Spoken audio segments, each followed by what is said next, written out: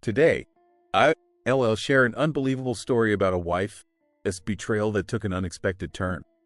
Love shocking stories and real-life drama? Then subscribe, hit like, and turn on the notification bell so you don't miss out. Let's get started.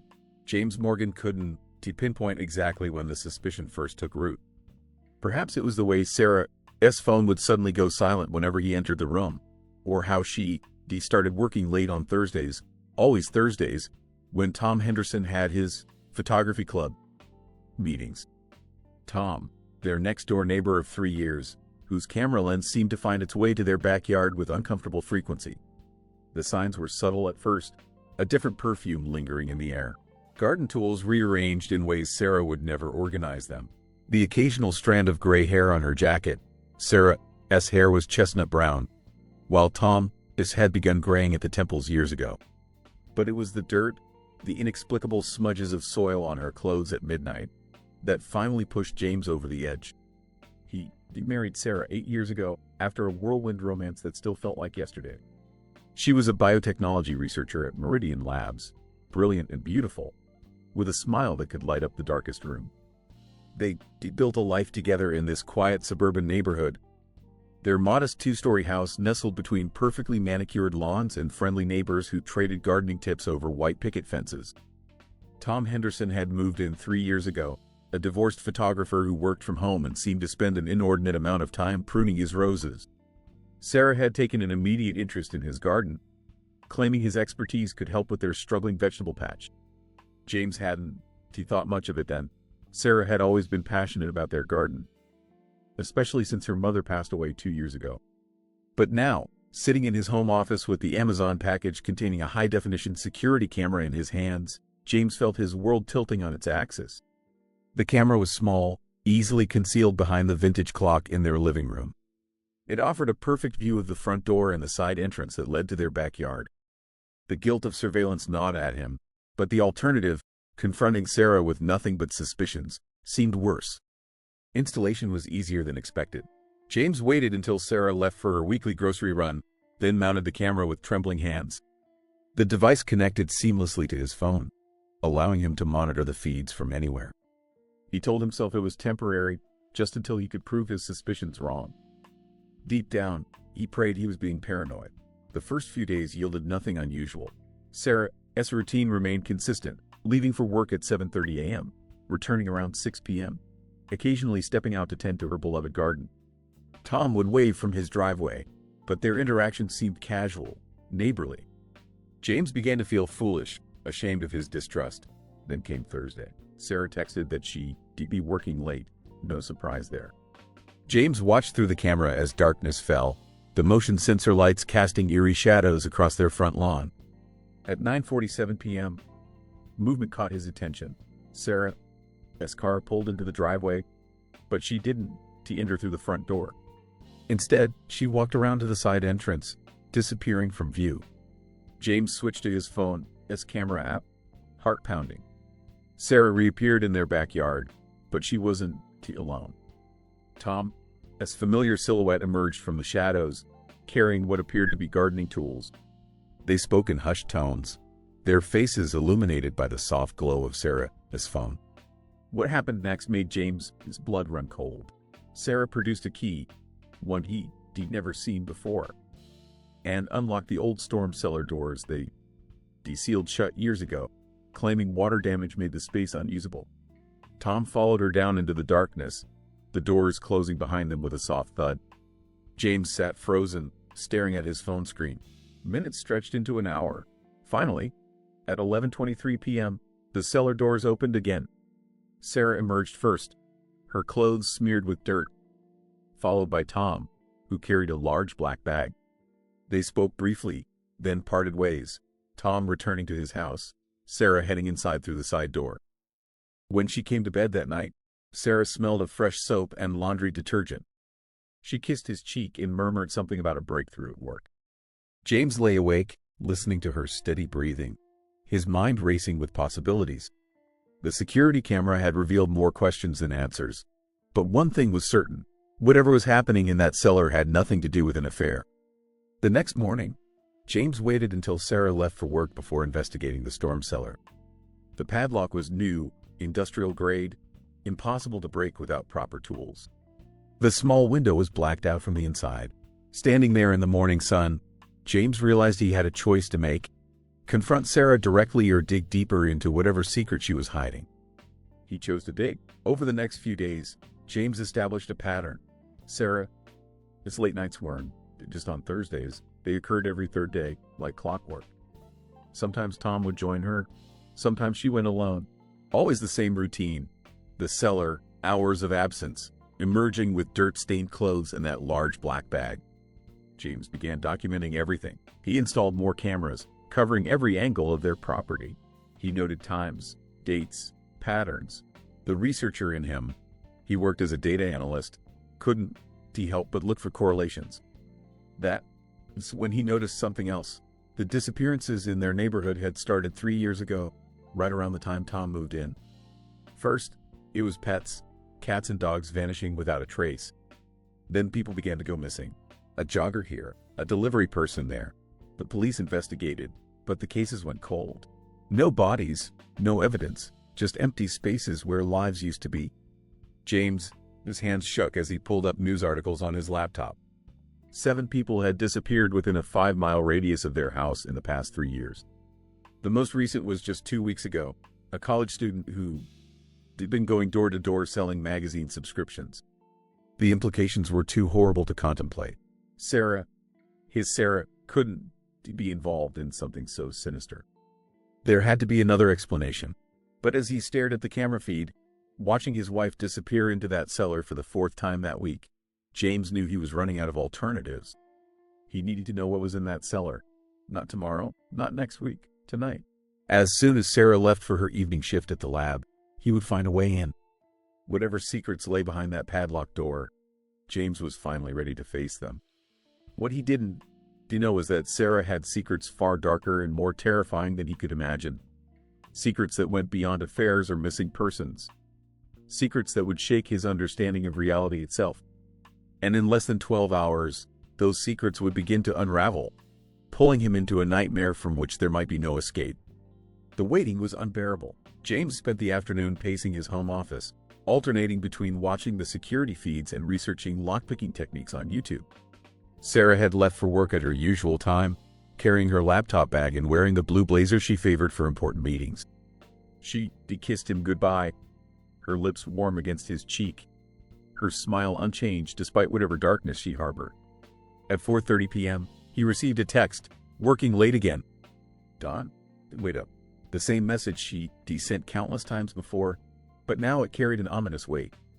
James checked his supplies. Bolt cutters borrowed from his colleague Mike, a heavy-duty flashlight, his phone fully charged, and a small handgun he purchased last year after a series of break-ins in the neighborhood. He wasn't planning to use it, but something about that cellar made him grateful for its presence. Twilight approached with agonizing slowness. James positioned himself by the window, watching Tom's house for any sign of movement. The photographer's car was gone. He left earlier, mentioning something about a client meeting in the city. Perfect timing, or perhaps too perfect. James couldn't shake the feeling that he was walking into a trap. At 6:45 p.m., he made his move. The bolt cutters made short work of the padlock, though the sound of metal snapping seemed to echo across the entire neighborhood. James froze, waiting for shouts or sirens, but only cricket songs answered. Heart pounding, he pulled the cellar doors open. The stench hit him first, an odd mixture of damp earth, chemicals, and something else, something metallic and organic that made his stomach turn. The flashlight beam revealed steep concrete stairs descending into darkness. The walls were lined with copper pipes, some new, others corroded with age. Water dripped somewhere in the darkness, a steady plink plink plink that seemed to count down to something inevitable. James descended slowly, testing each step before committing his weight. The temperature dropped with every foot, until his breath came out in visible puffs. At the bottom, he swept his flashlight across the space and felt his world tilt sideways. The cellar was massive, far larger than it should have been given their property, its dimensions. The walls stretched away into shadows, creating a space that seemed to extend under their entire neighborhood. Industrial fluorescent fixtures hung from the ceiling, currently dark, their cables snaking between pipes and support beams. But it was what filled this impossible space that made James' knees buckle. Row upon row of glass tanks lined the walls, each filled with a phosphorescent green liquid that cast ghostly shadows. Inside the tanks floated things. Some looked almost human, others decidedly not. Appendages that shouldn't exist, organs that pulsed with unnatural rhythms, faces frozen in expressions that would haunt his dreams forever. Metal tables dominated the center of the room, their surfaces scarred and stained. Surgical instruments lay arranged with precise care, gleaming under his flashlight beam. Computers hummed quietly, their screens displaying complex molecular structures and data streams he couldn't begin to comprehend. James moved deeper into the laboratory, his flashlight revealing more horrors with each step. Filing cabinets lined one wall, their drawers labeled with dates and codes. He pulled one open at random and found hundreds of photographs, surveillance photos of people, many of whom he recognized from the missing persons reports. But these photos continued long after the disappearances, showing the subjects in various stages of transformation. A leather-bound journal caught his eye, its pages filled with Sarah's familiar handwriting. He began to read, each word driving the knife of revelation deeper. Subject 23 shows remarkable adaptation to the new genome. Cellular reconstruction proceeding faster than previous trials. Tom's photographic documentation proves invaluable. The time-lapse sequences clearly show the metamorphosis process. The entity remains pleased with our progress. The entity, those two words appeared throughout the journal, always capitalized, never fully explained. Sarah wrote about it with a mixture of fear and reverence, describing communications received through dreams and quantum resonance patterns. A noise from above made James jump, nearly dropping the journal. Footsteps on the cellar stairs, multiple sets. He killed his flashlight and pressed himself against the wall, behind a large storage cabinet. The fluorescent lights flickered to life, flooding the space with harsh illumination. The biomass readings are stronger tonight. Sarah's voice, but different, clinical, detached. The entity says we're ready for the next phase. Are you sure? Tom's voice, nervous. The genetic stability in the last batch was questionable at best. The entity doesn't make mistakes. We're merely tools, Tom. Instruments of change. Their footsteps moved closer to James' hiding spot. He held his breath, pressing deeper into the shadows. Through a gap in the cabinet, he could see Sarah and Tom standing at one of the metal tables. Sarah wore surgical scrubs now, her hair tied back, looking every inch the scientist she was. Tom was setting up his camera equipment, hands shaking slightly. What about James? Tom asked. He's been watching us. Those cameras he installed. Sarah's laugh was cold, empty. James sees what he wants to see. A cheating wife, a suspicious neighbor. Human concerns. He comprehend what is really happening. None of them can, not yet. But they will, once the transformation begins. And if he discovers the truth? Sarah picked up a syringe filled with luminescent fluid. Then he'll become part of the project. The entity has plans for everyone, willing or not. James, his foot scraped against the concrete as he shifted position. The sound, tiny as it was, echoed in the vast space. Sarah and Tom went silent. We have a visitor, Sarah said softly. Come out, darling. It's time you learn the truth about your wife. This work. James ran. He burst from his hiding place, knocking over a tray of instruments. He heard Sarah call his name, her voice distorting into something inhuman. The stairs seemed endless, each step a marathon. Behind him, something moved with impossible speed, its shadows dancing on the walls. He exploded out of the cellar into the cool night air, but strong hands grabbed him before he could take another step. Tom's grip was iron, his fingers elongated and wrong, joints bending in ways that defied anatomy. Sarah emerged from the cellar slowly, the syringe still in her hand, her eyes now reflecting the same phosphorescent green as the tanks below. Oh, James, she sighed. You always were too curious for your own good. But don't worry, you're about to become part of something beautiful. The entity has such wonderful plans for humanity. As the needle pierced his neck, James saw something vast and impossible unfold in the sky above their quiet suburban home. The stars seemed to shift, forming patterns that hurt his eyes, and he understood with sudden, horrifying clarity that Sarah had never been unfaithful. She had simply pledged herself to something far beyond human comprehension. The transformation began, and James Morgan screamed into the indifferent night. The first thing James noticed was the silence.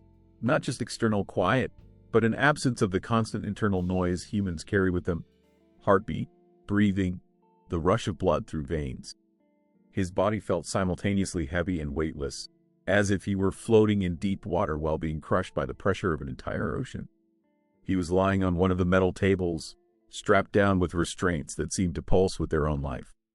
The fluorescent lights above him had taken on a hypnotic quality, each flicker containing patterns that spoke of impossible geometries. Time had become fluid, meaningless. Had it been hours since Sarah's injection? Days? Years? Sarah moved into his field of vision, still wearing her surgical scrubs, now stained with substances he couldn't identify. Her face was changing, subtle alterations that became more pronounced each time he blinked. Her cheekbones were sharper, her skin taking on an opalescent quality that seemed to shift colors with her movements. "The initial phase is always the most difficult," she said, her voice resonating in frequencies that made his bones vibrate. "Your consciousness is expanding to accommodate new dimensions of understanding. The human mind wasn't designed to perceive reality in its true form. We had to be upgraded." James tried to speak, but his mouth felt full of coral, his tongue transforming into something with too many points of articulation. The words, when they came, tasted like copper and starlight. What are you doing to me?" "Fulfilling our species' destiny." Sarah's smile revealed teeth that had become translucent, refracting light like prisms. "Humanity is a chrysalis, James. We're helping it emerge into something greater. The entity showed us the truth. We're not the end product of evolution. We're merely a transitional stage." Through the haze of transformation, James watched Tom move around the laboratory, photographing the process with a camera that seemed to merge with his hands, its lens more organic than mechanical. Each flash captured another stage of James's metamorphosis, documenting his unwilling transcendence for whatever alien archives the entity maintained. The pain began in waves, each one bringing new alterations to his physical form. His skin became permeable, allowing him to absorb information directly from his environment. He could taste the history of the metal table beneath him, feel the quantum vibrations of particles dancing in the air. His bones liquefied and reformed in configurations that defied Euclidean geometry. "The entity found us 3 years ago," Sarah continued, adjusting various drips and monitors connected to James' mutating form. "It reached out through the quantum foam, seeking minds that could comprehend its purpose. I was working late at Meridian Labs, running genetic sequencing tests, when it first made contact. The equations I was studying began to move, rearrange themselves into messages that opened my consciousness to new possibilities." Tom joined them, his photographer. His eye now literally that, a specialized organ that had evolved to capture spectrums of light invisible to human perception. Sarah's brilliance attracted it. The entity needs human intelligence, human creativity, to facilitate the change. But it needs photographers too, artists who can document the transformation, create a visual record of humanity, its ascension. James' consciousness expanded with each passing moment, memories fragmenting and reassembling like kaleidoscope patterns. He remembered his first date with Sarah, but now he could see the quantum strings of fate that had drawn them together, the subtle manipulations of the entity reaching backward through time, arranging the pieces of its grand design. The missing persons. He understood now what had happened to them. They hadn't been murdered, but transformed, their bodies and minds reconstructed to serve as prototypes for humanity, this evolution. The jogger who disappeared had become a creature of pure kinetic energy, capable of moving between moments of time. The college student now existed in multiple dimensions simultaneously. Her consciousness expanded to encompass infinite possibilities. "The failures were necessary," Sarah said, reading his thoughts through the newly formed psychic channels between them. "Each failed transformation taught us more about the process. The entity is patient, but persistent. It has watched humanity for millennia, waiting for us to reach a point where we could comprehend its existence. The time has finally come."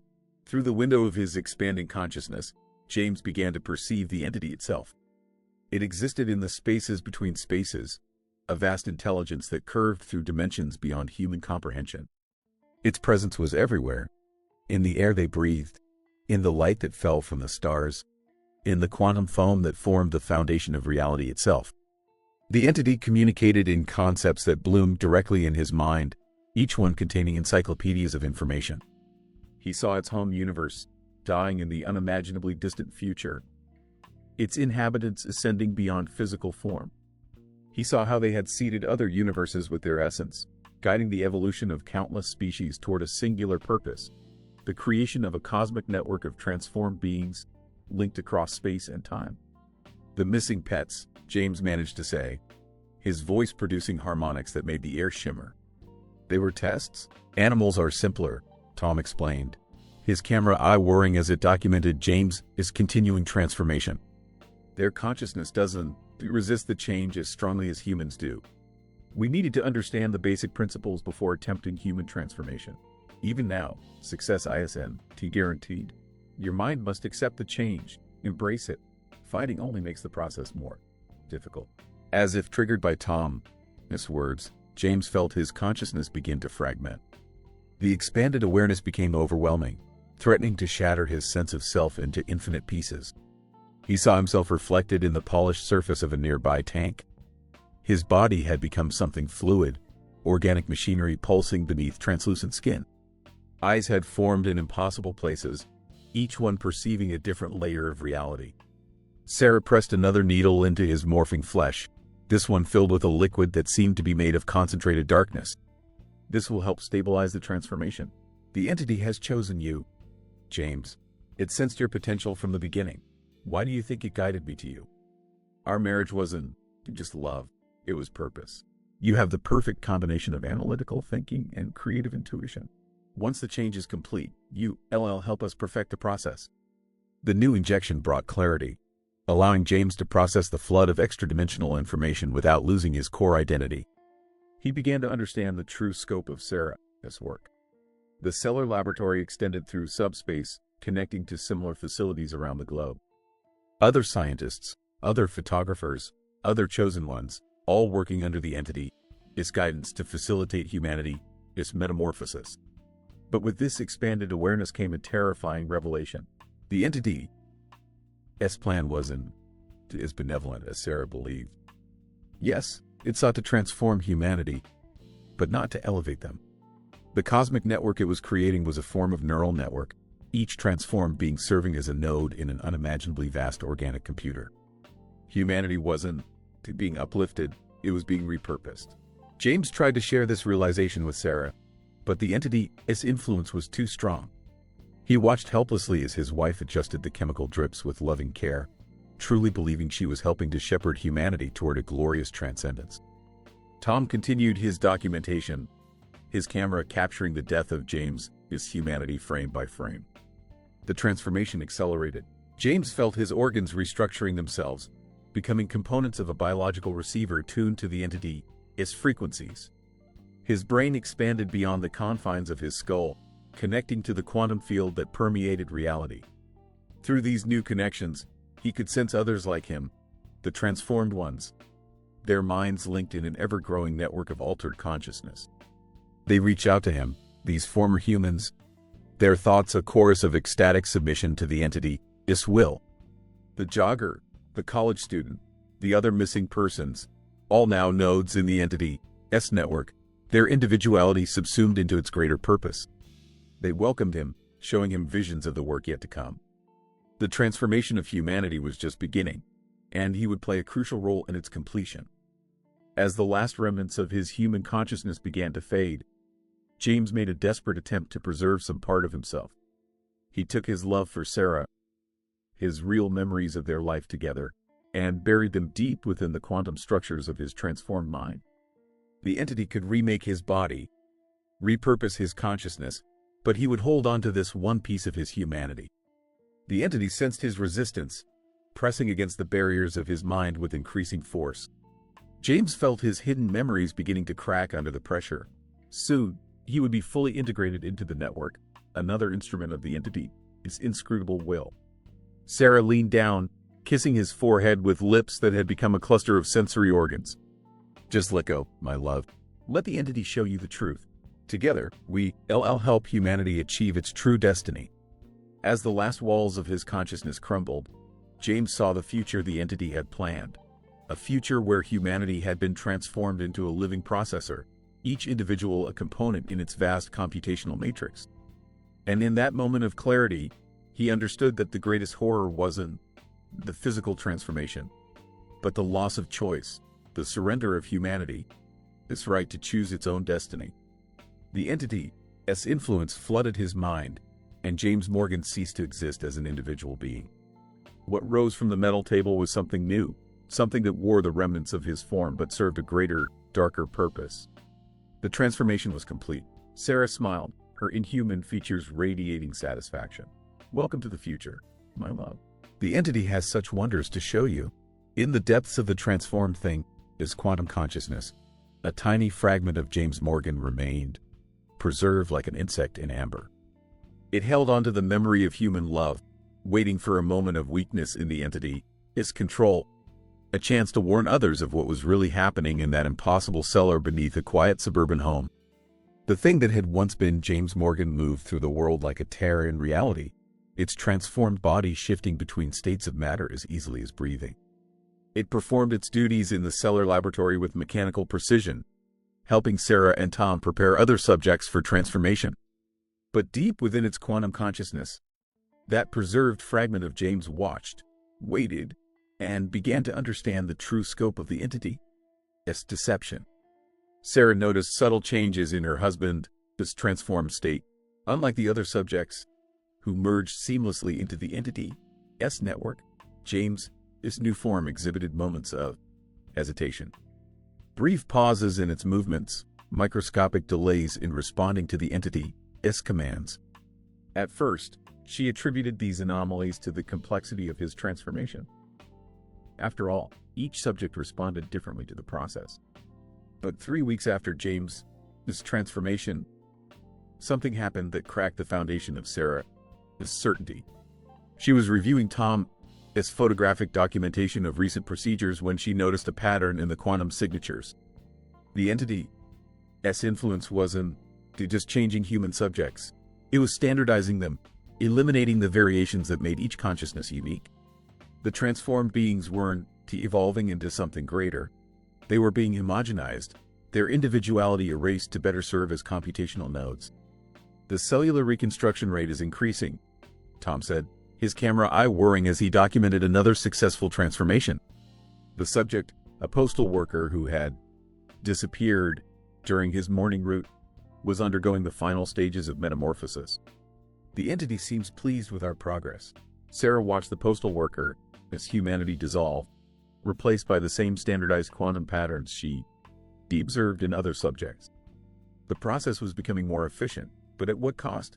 She thought back to her initial contact with the entity, how it had promised to elevate humanity beyond its biological limitations. When had evolution become erasure?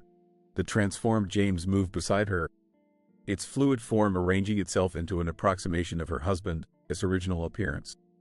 The integration proceeds as planned, it said, its voice producing harmonics that made nearby glass containers vibrate.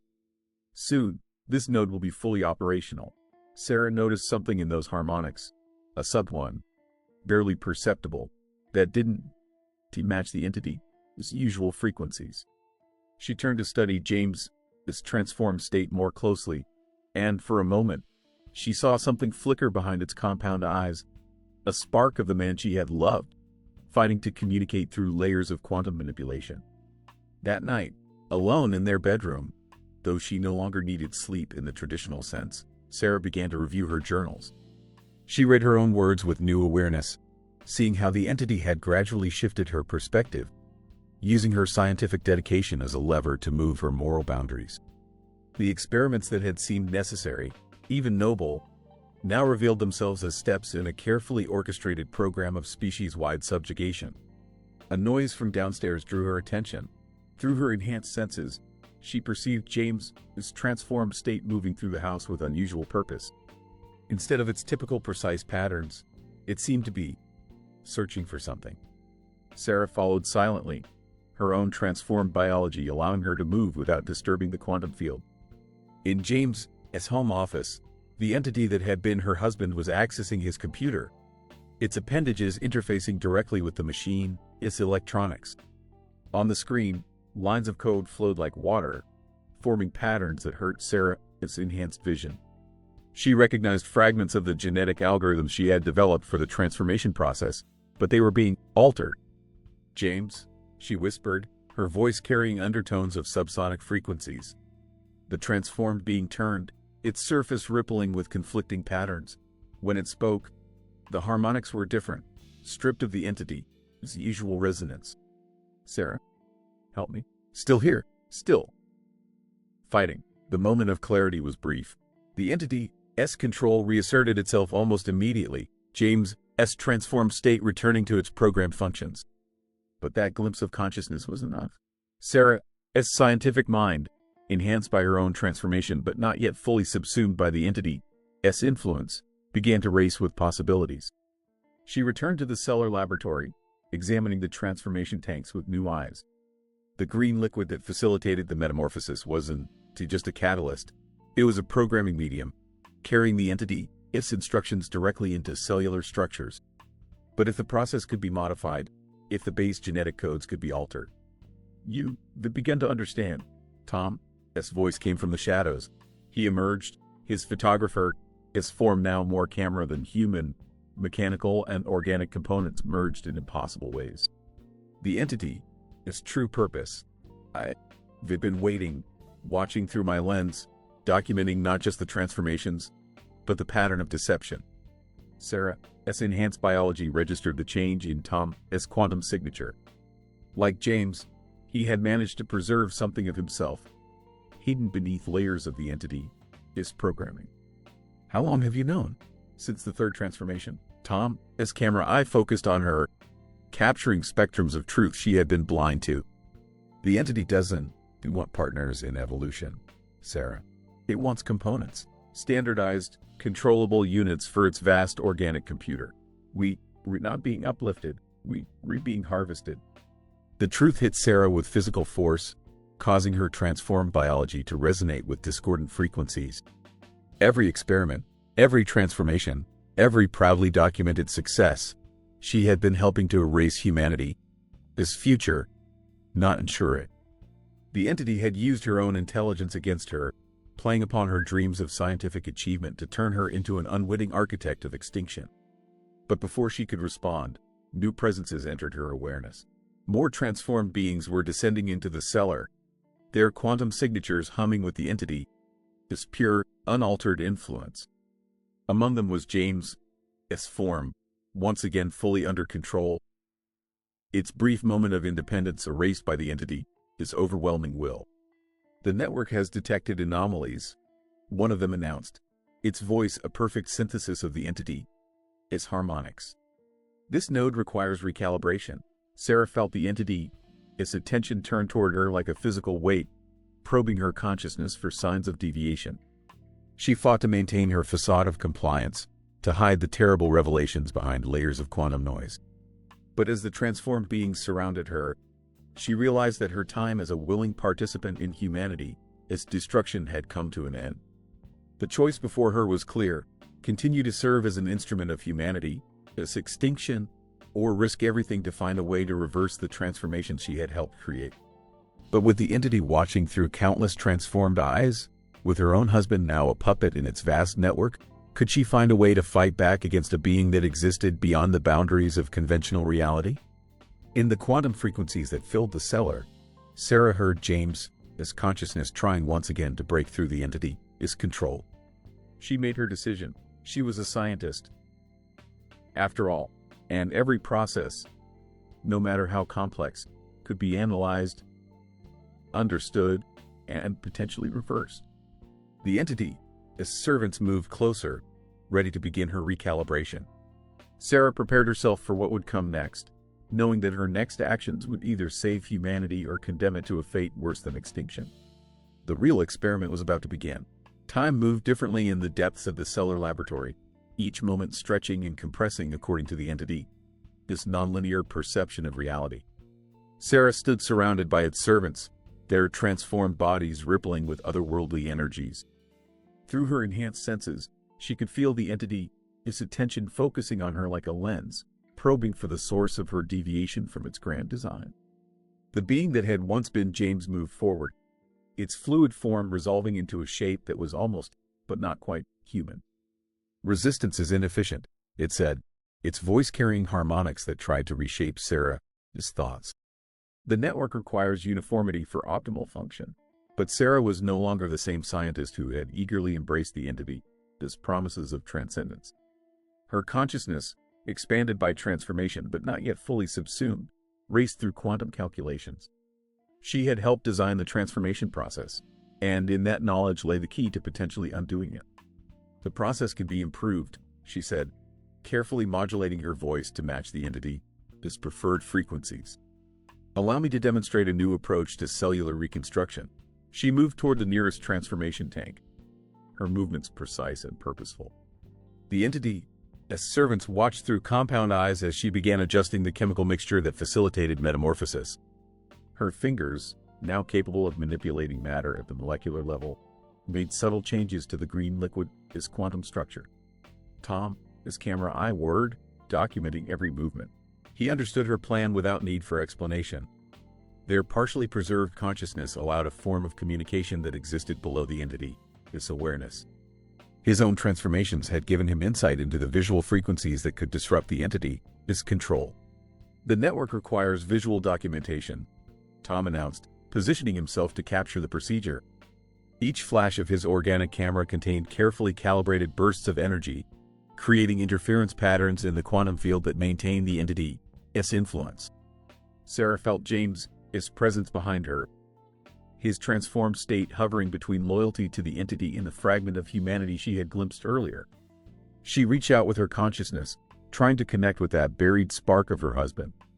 Through the quantum link they shared, she sent him not words but pure information, the truth she had discovered about the transformation process. The entity's attention shifted, sensing the exchange. The other transformed beings moved closer, their bodies emanating waves of controlling energy. But Sarah was already implementing the next phase of her plan. She plunged her transformed hands directly into the nearest tank, her flesh merging with the green liquid.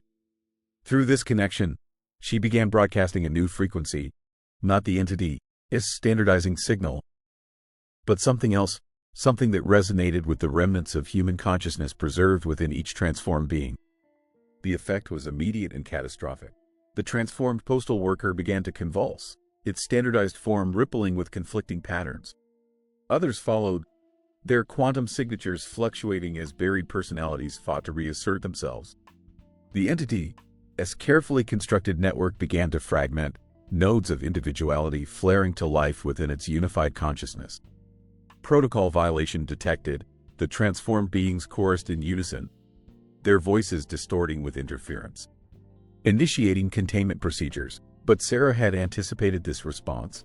As the entity's servants moved to restrain her, Tom's camera unleashed a strobing sequence of quantum encrypted images. Each flash contained the pure visual truth of what the entity had done to humanity, bypassing its control mechanisms to reach the preserved human consciousness within each transformed being. James' form shuddered, caught between competing impulses. The fragment of his original consciousness, strengthened by Sarah's broadcast, began to expand. His fluid body shifted, taking on aspects of his human appearance that weren't just approximations but genuine expressions of his identity. "Sarah," he managed, his voice carrying more of himself than the entity's harmonics. "The code, in my office."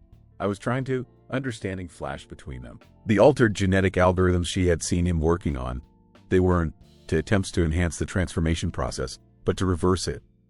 Even under the entity's control, some part of James had been fighting, working to find a way back to humanity. The cellular laboratory erupted into chaos as more transformed beings began to break free from the entity's influence. The quantum field that maintained their connection to the network became saturated with competing frequencies. The entity's standardizing signal versus the rising tide of human consciousness. Sarah felt the entity's presence intensify, its vast intelligence pressing against the barriers of reality. Through the transformed beings still under its control, it began initiating emergency protocols. The cellar's geometry started to shift, walls folding into impossible angles as the pocket of subspace began to collapse. "The entity is trying to seal off this node," Tom called out, his camera eye capturing the dimensional distortions. "If it succeeds, we'll be cut off from the other facilities. The chance to save everyone will be lost." Sarah knew they had moments to act. Her hands, still merged with the transformation tank, began to glow with accumulated quantum energy. She had helped create this process, had understood its mechanisms better than anyone except the entity itself. Now, she would use that knowledge to tear it apart. "James," she called out, her voice carrying through both physical and quantum space. "Help me. Remember us. Remember humanity." The being that had been James Morgan moved toward her, fighting against the entity, his control with each step. When he reached her, his transformed flesh merged with hers, their combined consciousness creating a feedback loop in the quantum field. Through their connection, Sarah could access the genetic algorithms he had been developing, the key to undoing the entity's work. Tom positioned himself at the center of the laboratory, his hybrid form becoming a broadcast tower for the visual frequencies that weakened the entity's hold. Each photograph he had taken of the transformations now served as a blueprint for reversal, showing the way back to human form. The entity's presence became overwhelming, its vast intelligence recognizing the threat to its plans. Through its remaining servants, it began tearing at the fabric of reality, trying to isolate this pocket of resistance before it could spread through the network. The cellar's walls rippled like liquid, the air itself becoming thick with quantum distortions. Sarah felt her consciousness expanding to encompass the entire network. Through the transformed being's connection to the entity, she could sense similar facilities around the world, each one a node in its vast organic computer. Using the combined power of her scientific knowledge and James' algorithms, she began broadcasting the reversal sequence through every quantum channel. The effect cascaded through the network like a virus, spreading from node to node, facility to facility. Transformed beings everywhere began to resonate with the frequency of human consciousness, their standardized forms starting to break down. The entity's control began to fracture, its carefully constructed network of living processors dissolving into chaos. In their cellar laboratory, the process was reaching its climax. Sarah, James, and Tom stood at the center of a quantum storm, their partially preserved humanity serving as a beacon for others fighting to break free. The transformed beings around them began to change, their fluid forms solidifying into increasingly human shapes. The entity made one final, desperate attempt to maintain control. It poured its full consciousness into the network, trying to overwhelm the growing wave of human resistance. The pressure of its presence was incredible, threatening to crush their reasserting individualities back into standardized units. But humanity had a strength the entity hadn't accounted for. The very chaos and variation it had tried to eliminate. Each preserved consciousness fought back in its own way, creating a symphony of resistance that the entity's unified will couldn't contain. The network that was supposed to serve as its organic computer became the medium of its defeat. Sarah felt the moment the entity's control finally shattered. The quantum field erupted with released energy as thousands of transformed beings began returning to human form. "Hold on to yourselves," she called out, maintaining her connection to the transformation tank. "Remember who you are. Remember what it means to be human." The world dissolved into pure quantum flux, time and space becoming meaningless as the entity's influence withdrew from their reality. Sarah held on to her connection with James, their consciousness anchoring each other through the chaos. Tom, as camera continued to flash, documenting the ultimate transformation, not the extinction of humanity, but its resurrection. When reality stabilized, Sarah found herself standing in what looked like a normal cellar. The transformation tanks were empty, their green liquid evaporated into quantum noise. Around her, former test subjects lay unconscious but human, their bodies returned to their original forms. The entity's presence had vanished, driven back to whatever higher dimension it called home. James groaned beside her, his body fully human again. His eyes, when they opened, held no trace of the entity's influence, only the warm intelligence she had fallen in love with. "Sarah," he whispered, reaching for her hand. "You did it. You saved us. We did it, she corrected, helping him to his feet. Your resistance, your algorithms, they gave us the tool we needed. Tom lowered his camera, now just an ordinary DSLR in fully human hands. The other facilities, he said. The network. Sarah closed her eyes, reaching out with the last remnants of her enhanced perception. The quantum frequencies were already fading, but she could sense the reverberations of their victory spreading across the globe. In hidden laboratories and secret facilities, other transformed beings were returning to human form, the entity, its grand design unraveling thread by thread. It's over, she said, opening her eyes to the simple reality of their basement. The network is gone. We're free. But as she helped the recovering test subjects, Sarah knew their work wasn't finished. The entity had been driven back, but not destroyed. Somewhere in the higher dimensions, it would be reformulating its plans, seeking new ways to turn humanity into components of its cosmic machine. And when it returned, as she knew it would, they would need to be ready. James squeezed her hand, seeming to read her thoughts. We'll be ready, he said. Next time, humanity won.